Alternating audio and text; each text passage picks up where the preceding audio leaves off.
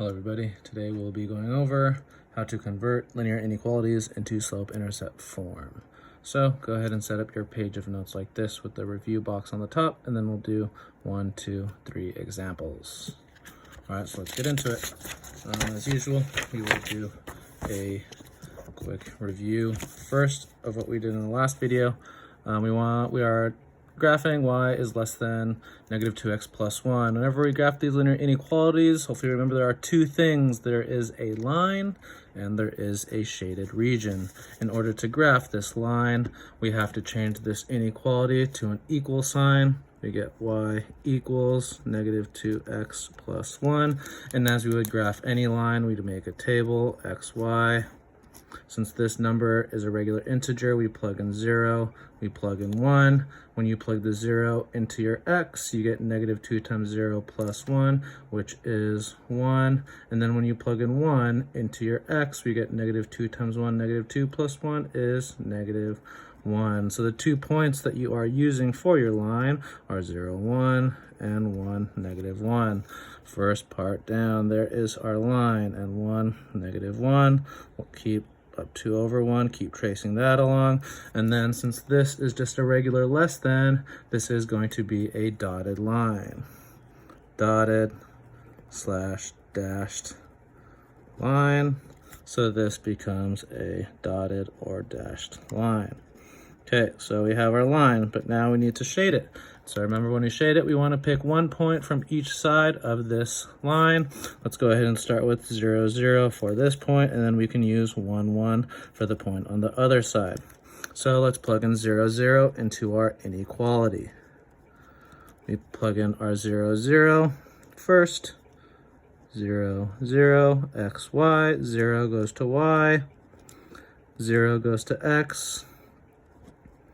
And then we go ahead and simplify this part, and we get 0 is less than 0 plus 1, which is 1. 0 is less than 1. This is true. Since this is true, you shade with the 0, 0. Since the 0, 0 is on this side of this line, this is going to be your complete inequality with a line and a shaded region. We don't even need to plug in the 1, 1 because it's going to be wrong because we already found out this one was right. So this inequality, y is less than negative 2x plus 1, we can graph this inequality because it is already in slope-intercept form. And remember, slope-intercept form is when we have the y by itself on one side, and then we have the slope and the y-intercept on the other, but mainly the y is already by itself. And so if the equation is not in slope-intercept form, then we have to convert it to slope-intercept form first, and then we follow the same process. And today's lesson is just converting. So let's go ahead and start with our 3 examples. We want to convert this inequality into slope-intercept form, which means we want to get the y by itself, and then we have everything else on the other side.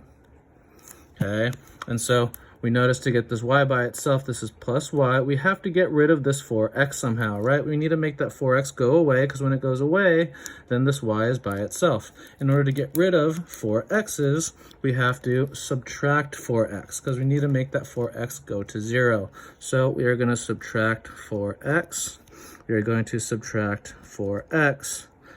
We can draw a line down here just to keep our work organized. 4x minus 4x becomes 0x. Bring down plus y, bring down this symbol, and then negative 3 minus 4x, these are not like terms. This has a number, this has an x, so we do not combine them to negative 7x. We just keep this as negative 3 minus 4x, because they are not like terms.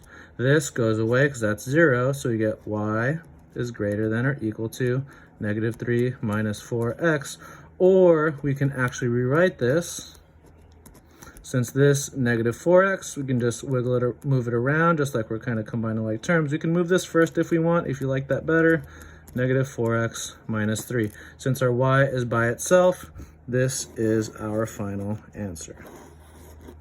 So one of those two works, as long as your y is by itself. That was a one-step problem, and so this one will take one extra step, but it's the same process. Convert it into slope-intercept form. We want to get that y by itself, everything else on the other side of that inequality. So just like the same first step on the last one, we got rid of this extra stuff, this 12x. We have to get rid of this first. Okay, so we're going to subtract 12x from both sides. Subtract 12x. Subtract 12x from this side of the inequality. So this you can write 0x, or you can just cross it out. And so we're going to bring down the negative y. Okay, we're going to bring down this same sign. And once again, this does not become 8x. This becomes 20 minus 12x because they are not like terms. And so it looks like we have the y by itself, but this is a negative y. This is not a regular y. So we still have one more step. And remember, there's always an invisible 1 in front of these y's. And so this is going to have an invisible negative 1 in front of that y. So when we see it like this, we have to notice that since this is multiplication, we have to do the opposite of multiplication, which is division. So we are going to divide both sides by negative 1. So this divides by negative 1. When we divide by negative 1 here, each term gets divided by that negative 1. This crosses out. We bring down the y. 20 divide negative 1 is negative 20. Negative 12 divide negative 1, just put that in your calculator, that's positive 12x. And remember, we have that rule. When you divide or multiply both sides by a negative, right, we divided both sides by negative 1, the inequality flips. So that rule that we learned a couple weeks ago still applies. Anytime you multiply or divide both sides by a negative number, the inequality flips. So instead of less than, this is going to become greater than. So we have y is greater than negative 20 plus 12x because the y is by itself. Or if you like writing it with the x first, this can be y is greater than 12x because that's the positive one minus 20. Both of these will be correct. Move on to our last one.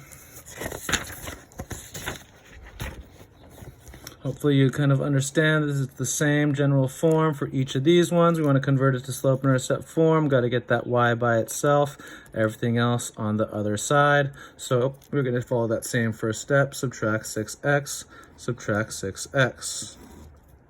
That goes away. Bring down the 10y, less than or equal to 20 minus 6x. And then we have to get the y by itself. So since this is multiplication, we have to divide by 10. So we're going to divide this by 10. And in order to divide this whole thing by 10, we divide each term. So these cancel out. So we get y. We did divide both sides by a number, but we divided both sides by a positive. Since we divided both sides by a positive, this stays the same inequality. 20 divide 10 is 2. And now we have to simplify this 6 over 10x. So we can just divide the top and the bottom by 2. So we get y less than or equal to 2 minus 6 divide 2 is 3. 10 divide 2 is 5. X, our y is by itself. This is fully simplified, so this is going to be your answer. Or if you like to write it with the x term first, we can go ahead and put this term first. It's going to be negative 3 over 5x. And then this is a positive 2 plus 2. Either answer works. Thank you for listening.